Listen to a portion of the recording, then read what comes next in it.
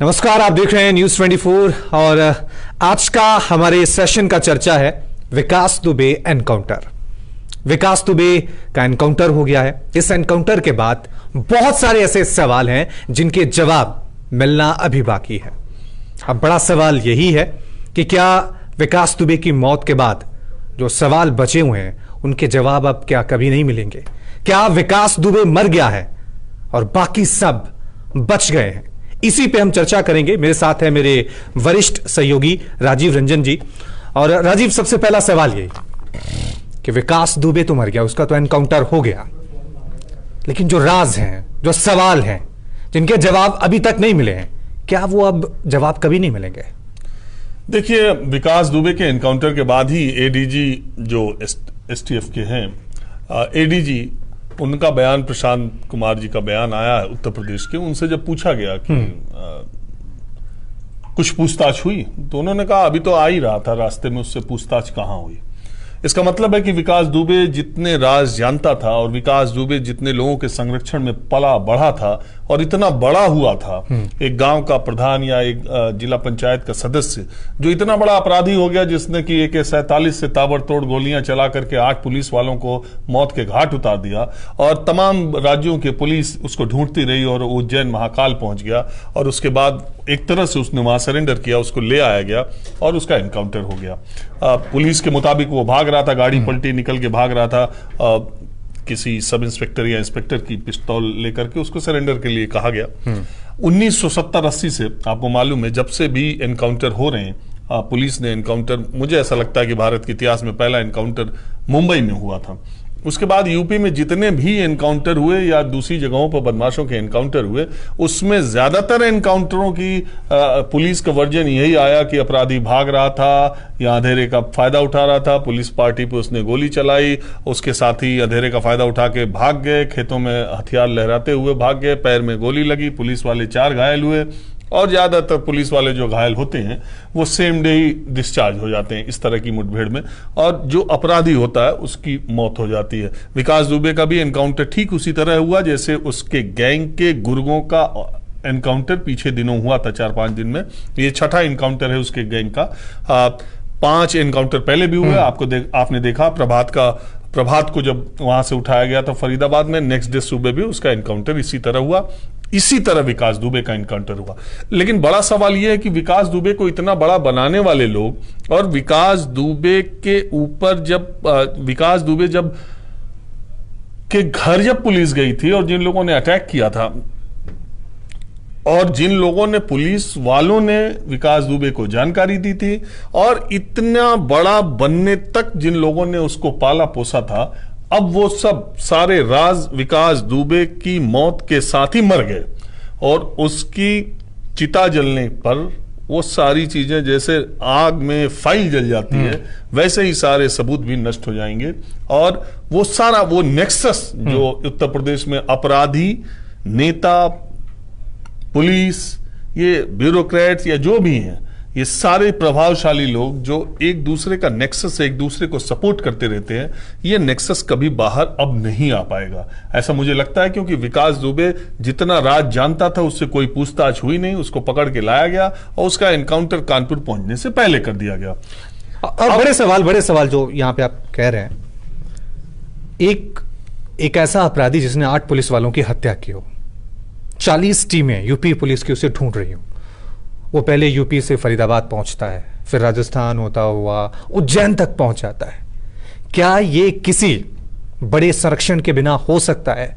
वो संरक्षण किसका था, वो नाम क्या था, वो तो अब सामने नहीं आएंगे। बिल्कुल नहीं आएगा। देखिए, मैं जो चीज बताना चाह रहा हूं, जब विकास दुबे से उज्जैन में छोटी मोटी जो पूछताछ हुई कि तुम यहां तक कैसे आए और तुमको इस घटना के बारे में कैसे जानकारी मिली थी, तुमने कैसे इतनी हिम्मत की, उसने जो बातें बताई थी वो बहुत चौंकाने वाली है। उसने कहा कि मैंने पूरे थाने को खरीद लिया था, थाने का हर आदमी मेरे पैसे से पलता था, मैं सारी सुविधाओं का ख्याल रखता था, वो सारी जानकारियां मुझको दिया करते थे।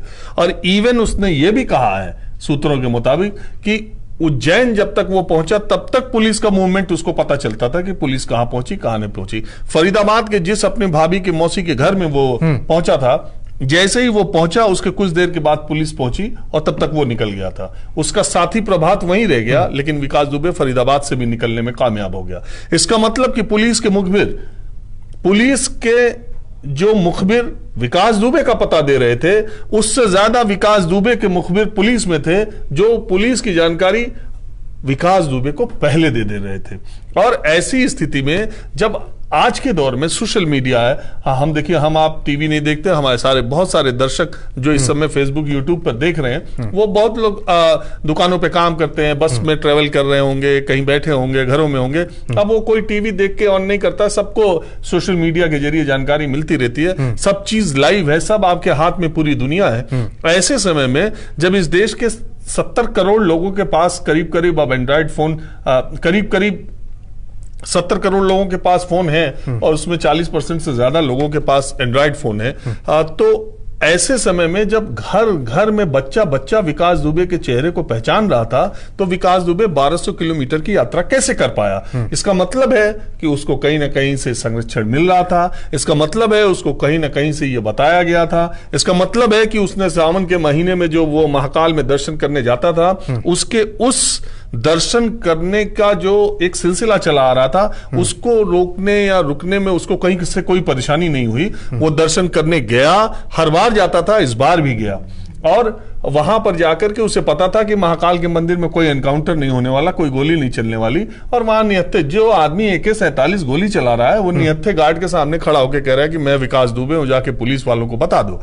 तो इसका क्या मतलब है? इसका मतलब है कि वो जानता था, और शायद मुझे ऐसा लगता है कि उसको मध्य प्रदेश ज्यादा सेफ लगा होगा, या महाकाल का मंदिर सेफ रहा होगा, या हो सकता है कि महाकाल के प्रति उसकी ऐसी आस्था रही हो कि उसने सोचा हो दर्शन 250 रुपए की पर्ची भी उसने VIP कटवा ली थी, तो उसे लगा हो कि शायद मैं वहां पर बच जाऊंगा।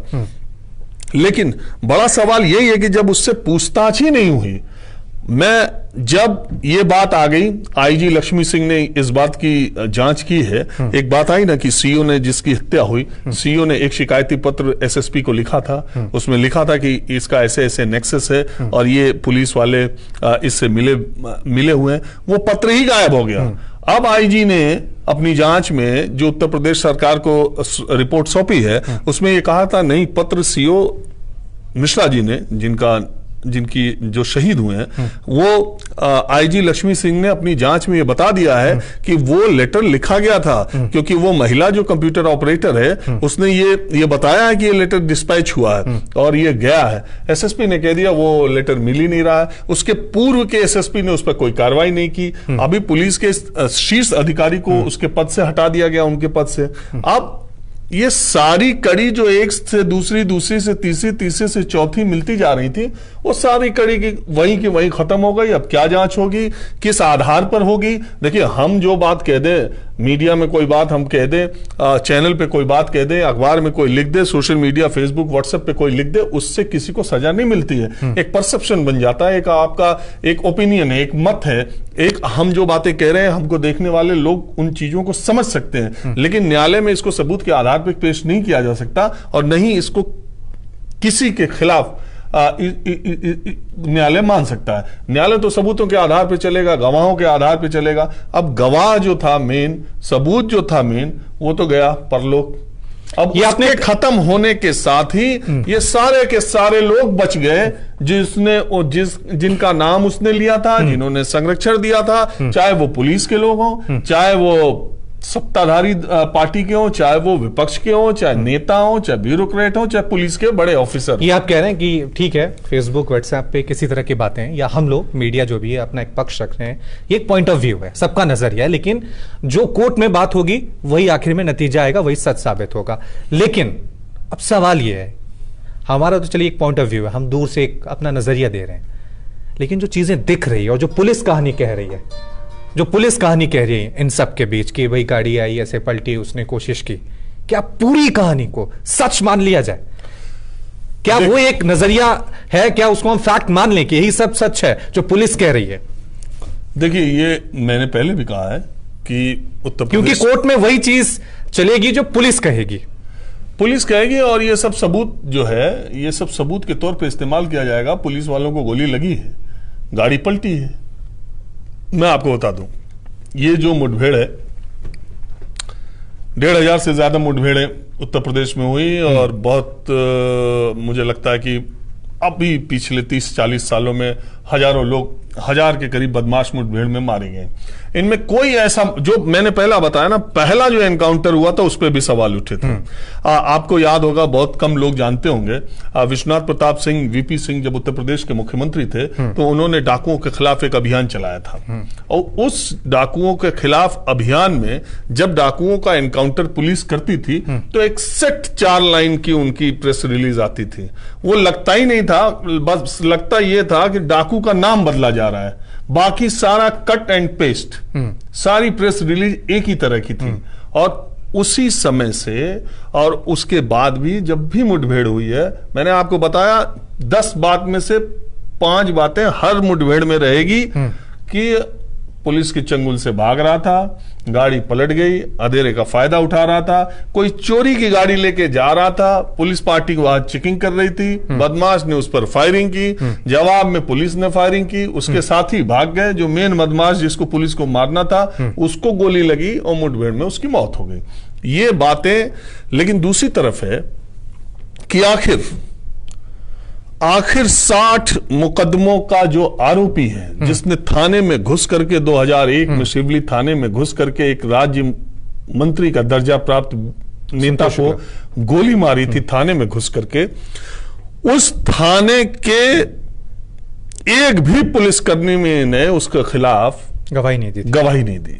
19 साल हो गए उसको, वो पैरेल पर छूट गया और वो उस मुकदमे से बरी हो गया, ऐसा बताया गया।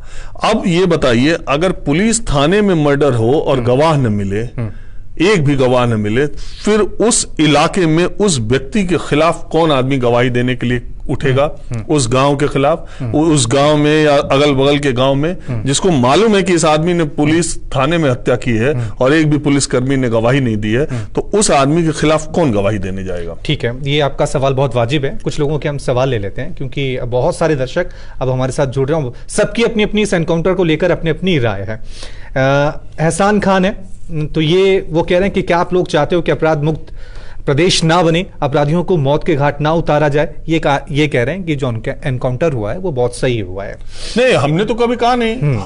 हमने ये कहा कि पुलिस जब एनकाउंटर करती है तो उसकी भाषा एक होती है। अब आप क्या, मैं खुद कह रहा हूं, जिसके ऊपर 60 मुकदमे हो, जो हत्या का आरोपी हो, जिसने 8 पुलिस वालों को घर में मारा हो, कहीं कोई शक ही नहीं है कि वो नहीं है, तो क्या उसको STF फूल के माला लाद करके ले आए और अदालत में पेश करें और फिर वो अदालत के भीतर जाए, फिर उस पे मुकदमे चले, फिर वो जेल में जाए, जेल में जाकर के 5 साल के बाद, 2 साल के बाद चुनाव आए, उसको कोई पार्टी चुनाव का टिकट दे दे, फिर वो अपने धन जनबल का इस्तेमाल करे, जीते भले नहीं, नेता बन जाए या उसकी ऐसी स्थिति हो जाएगी जिसमें उसको एनकाउंटर। आपको मालूम है उत्तर प्रदेश के टॉप मोस्ट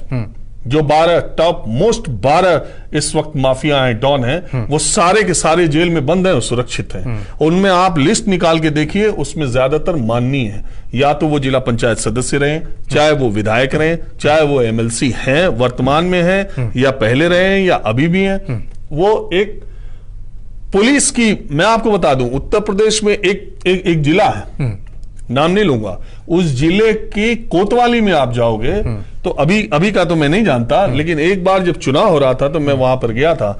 उस शहर की कोतवाली, जिले का मुख्यालय है शहर, उस जिले की कोतवाली में एक बोर्ड टंगा हुआ है, उस पर लिखा है दुराचारी मजरिया के नाम, वो एक उर्दू का वर्ड है।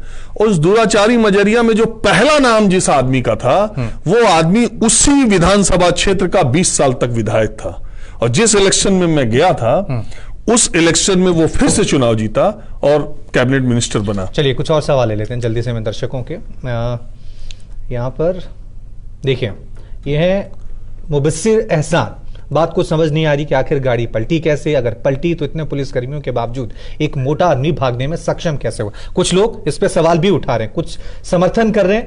प्रवीण कह रहे हैं कि फेक एनकाउंटर है, विकास दुबे को मारा गया लेकिन सब लोगों को बचा लिया गया जो उनके संपर्क में, जो हम बार बार सवाल उठा भी रहे हैं कि बात बड़ी यही है। देखो, आदमी बड़ा नहीं है रवि, आदमी बड़ा नहीं है, एक आदमी बड़ा नहीं है, ये जो सिस्टम आदमी को खड़ा करता है। आज विकास दुबे खत्म हुआ, इसका मतलब ये नहीं कि दूसरा विकास दुबे किसी किसी जिले में, किसी शहर, किसी कस्बे, किसी गांव में पैदा नहीं हो जाएगा। अगर ये नेक्सस नहीं तोड़ा गया, वो सारे प्रभावशाली लोग जो दिन के उजाले में व्हाइट कॉलर बने हुए हैं, माननीय बने हुए हैं और इज्जतदार लोग बने हुए हैं, वो आदमी जो दिन के उजाले में समाज में प्रतिष्ठित बने हुए हैं और शाम को जराइम दुनिया के लोगों के साथ अपनी घनिष्ठता बनाए रखते हैं या उनकी मदद करते हैं, उन लोगों का जब तक पर्दाफाश नहीं होगा, जब तक वो लोग सामने नहीं आएंगे, जब तक समाज में प्रभावशाली लोग गुंडों को, माफियाओं को एक प्रतीक के तौर पे देखना बंद नहीं करेंगे, तब तक ये व्यवस्था खत्म। और विकास दुबे का मर जाना या जिंदा रहना, उसका अदालत में जाना, ये बड़ी बात नहीं है। बड़ी बात यह है कि इस उत्तर प्रदेश, बिहार और कुछ राज्यों में जिस तरह से माफियाओं ने पूरे हर चीज पर कब्जा कर रखा है और जितना तंत्र उनका प्रभावशाली होता है, अभी क्या बात है, कोई भी आदमी, कोई जिला ऐसा नहीं है जहां पर कि अपराधी प्रवृत्ति का व्यक्ति प्रभावशाली और ये नहीं, यही मेरा सवाल है। देखें, तो वो तब टूटेगा जब ये नेक्सस पता चलेगा। नहीं, मेरा सवाल यही है, विकास दुबे का एनकाउंटर हुआ है, ठीक है, एक फिल्मी कहानी के तौर पे देखें, विकास दुबे ने पुलिस वालों को मारा और पुलिस वालों ने उससे इंसाफ ले लिया। एक फिल्म के तौर पे ये ऐसा लग रहा है कि नैतिक तौर पे बहुत अच्छा हुआ, लेकिन इस देश में क्या संविधान का भी राज है? क्या यही तरीका है योगी सरकार के पास अपराध मुक्त उत्तर प्रदेश बनाने का, अपराधियों के खिलाफ एक खौफ कायम करने का? क्या आपको लग रहा है कि इसी तरह से उत्तर प्रदेश में अपराध मुक्त होगा, या फिर ये एक मैसेज दे दिया गया कि योगी सरकार अपराधियों के प्रति सख्त है, लेकिन अपराध तो वहीं का वहीं बना हुआ है, तो सफेद पोश हैं वो तो अभी भी बचे हुए हैं? देखिए रवि, मेरा इसमें थोड़ा विरोध है। हाँ, विरोध ये है कि जब हम योगी सरकार, अखिलेश सरकार, मायावती सरकार की बात करने लगते हैं तो मूल मुद्दे से हम भटक जाते हैं। मैं आपको 10 ऐसे पॉलिटिशियंस के नाम गिना दूंगा कि जब सपा की सरकार आई तो सपा में थे, जब बसपा की सरकार आई तो बसपा में थे, और जब भाजपा की सरकार आई तो उनके गाड़ी पर झंडे दोनों बदल गए, भाजपा के लगे हुए हैं। इस तरह से नेताओं का, माफियाओं का पार्टी बदल करके सत्ताधारी दलों के साथ जाना, यह भी एक खतरनाक संकेत है। हमको कभी भी अपराधियों की, माफियाओं की बात करें तो हमको उसमें पॉलिटिकल डिबेट में जब हम जाते हैं तब वो बात वहीं घूम के फंस जाती है कि अखिलेश यादव की सरकार, सपा ने उस गुंडे को बढ़ाया तो बसपा ने उस गुंडे को बढ़ाया तो भाजपा ने इस गुंडे को बढ़ाया।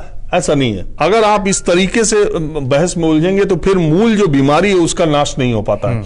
मूल बीमारी, आप किसी का नाम ले लीजिए,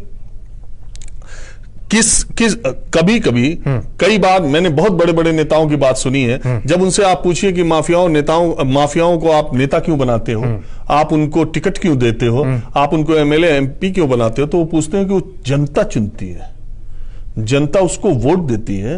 वो चुनाव जीतना लोकतंत्र में इतना आसान नहीं है। जब वो जनता चुन रही है, वो जीत रहा है, तो तुम उसको सर्टिफिकेट देने वाले कौन है? सुनो, और अब वो ये भी कहते हैं कि उनके अपराध जो हैं कानून अपना काम करेगा, वो कोर्ट में तय करेगा। अब कोर्ट कितने लोगों का तय करता है? आपका एक छोटा सा मुकदमा आ जाए, अगर आपकी गाड़ी का चालान हो जाए तो आपके पसीने छूट जाएंगे उस चालान को खत्म कराने में। और एक शरीफ आदमी अदालत जाने से पहले उसके पैर कांपने लगते हैं। वो डॉक्टर और वकील से इतना घबराता है कि पता नहीं घुसने के साथ ही हमारे मतलब क्या क्या करना पड़ जाए। नहीं, मेरा सवाल बड़ा सिंपल है। अगर विकास दुबे जैसे गैंगस्टर यूपी में है, या अपराध इतना बढ़ गया है, उसके लिए दोष किसको दें? राजनीतिक पार्टियों को, राजनेताओं को, पुलिस को, एडमिनिस्ट्रेशन को, या फिर जैसा आपने कहा कि वोट तो जनता देती है, यानी हम सभी दोषी? दोष क्यों? ये जो फैल रहा है, ये मूल वजह खत्म कैसे होगी? सिर्फ एक विकास दुबे के एनकाउंटर से खत्म हो जाएगी? नहीं, देखिए, विकास दुबे के एनकाउंटर से तो बातें मर गई, दब गई। मेरा ये कहने का मतलब है, हाँ। बात तो पूरी परत, अभी किताब खुलनी बाकी नहीं। वही कह रहा हूं कि क्या एक मैसेज दे दिया गया कि हम तो सख्त कार्रवाई कर रहे हैं, लेकिन अपराध, अवैध हथियार का गोरख धंधा, राजनीति में जो पॉलिटिशियन और अपराधियों की जो साठगांठ है वो तो बनी हुई है, वो इस एनकाउंटर से खत्म नहीं होंगे। आप ये भी समझ लीजिए कि अगर उस रात विकास दुबे, ऐसा बताया जा रहा है कि उस रात शायद वहां पार्टी चल रही थी, कोई कुछ नशे की भी बात थी कि कुछ शायद वहां पार्टी चल रही थी, फोन आया तो भावावेश में आकर के ताव में आकर के, और थोड़ा वो इस टाइप का आदमी था कि अरे मेरे घर कैसे पुलिस आ सकती है। उस वक्त ज्यादा लोग वहां इकट्ठा थे। मैं कह रहा हूं कि अगर विकास दुबे सामान्य परिस्थितियों में होता, अगर उसको सही से समय पर पता चल गया था, अगर उसका दिमाग सही काम करता, शातिर अपराधी की तरफ वो गांव से भाग जाता उस दिन, और 1 महीने यही महाकाल में जाके अगर वो होटल में रहता, तो उस विकास दुबे ना इतनी चर्चा में होता, ना आज उसका एनकाउंटर होता। उसका एनकाउंटर सिर्फ इसलिए हुआ कि उसने पुलिस वालों को मारा है, 8 पुलिस वाले शहीद हुए हैं, और ये ब्लैटेंट मर्डर हुआ था वहां पर। जो अपनी कर्तव्य का निर्वहन करने के लिए पुलिस के जांबाज गए थे, उनको मौत के घाट उतारा, इसलिए उसका एनकाउंटर बनता था। उसके एनकाउंटर। और वो पुलिस वाले जो विकास दुबे के साथ मिले हुए थे, उनका क्या बनता है? नहीं, वही मैं कह रहा हूं, तो उनका क्या सामने आएगा? वो जाबाज हैं, उनका सामने क्या आएगा? जो पुलिस वाले विकास दुबे के साथ मिले हुए हैं, एक तरफ हम पुलिस वालों के इस कृत्य को कह सकते हैं बहादुरी भरा है, इंसाफ भरा है, नैतिक भरा है, लेकिन वो पुलिस वाले जो साथ में मिले हुए हैं, जो पॉलिटिशियन मिले हुए हैं, उनका क्या गवाही कौन देगा? उनके खिलाफ साक्ष्य कौन देगा? अब कोई बात कहेगा तो उसका प्रमाण अदालत क्या मानेगी? आप देख लेना, मुझे ऐसा लगता है ये जितने लोग 68 पुलिस वाले, जितने उस थाने चौबेपुर के लोग लाइन हाजिर हुए हैं, जिस एसओ के खिलाफ इतना बातें चल रही हैं, अदालत में जाएगा वो आदमी बोलेगा भाई मेरे ऊपर तो मेरे साजिशन दबा दिया गया, मेरी सीओ से नहीं बनती थी, या जो भी है। अगर सबूत न हुए, अगर जांच ठीक से नहीं हुई, ये बात यहीं दफन कर दी गई। आज ही विकास दुबे, देखिए हम भी विकास दुबे पर ज्यादा चर्चा करने वाले नहीं है। अब उसका एनकाउंटर हो गया, मामला खत्म हो गया, कल अगर बात आगे बढ़ती है तो इसकी चर्चा होगी। नहीं तो ऐसे एनकाउंटर से प्रकाश शुक्ला का एनकाउंटर हुआ, उसने मुख्यमंत्री तक की सुपारी ले ली थी, अब लोग उस पर वेब सीरीज बनती है। वही मैं कह रहा हूं, एक नई वेब सीरीज की कहानी मिल गई, वेब सीरीज बनती है, तो एक वेब सीरीज की कहानी बन गई, और फिर बात खत्म हो गई। जब 15-18 साल पहले मर रहा था, अब 18 साल के बच्चे उसका नाम नहीं जानते, तो एक अपराधी जाएगा, दूसरा अपराधी आएगा, तो ये कभी नहीं खुल पाया कि सिर्फ प्रकाश शुक्ला के ऊपर किन किन लोगों का हाथ था, और वो इतना बड़ा अपराधी अकेले दम पे AK-47 लेके लोगों को टाइम देकर के कैसे मर्डर किया करता था, और कैसे इतने लोगों को मौत के घाट उतार दिया। मैं यही कह रहा हूं, अगर विकास दुबे ने पुलिस वालों पे हमला नहीं किया होता, तो यही विकास दुबे हो सकता था 10 साल बाद आपको कानपुर का जिला पंचायत अध्यक्ष दिखाई देता, या अपने इलाके का विधायक दिखाई देता।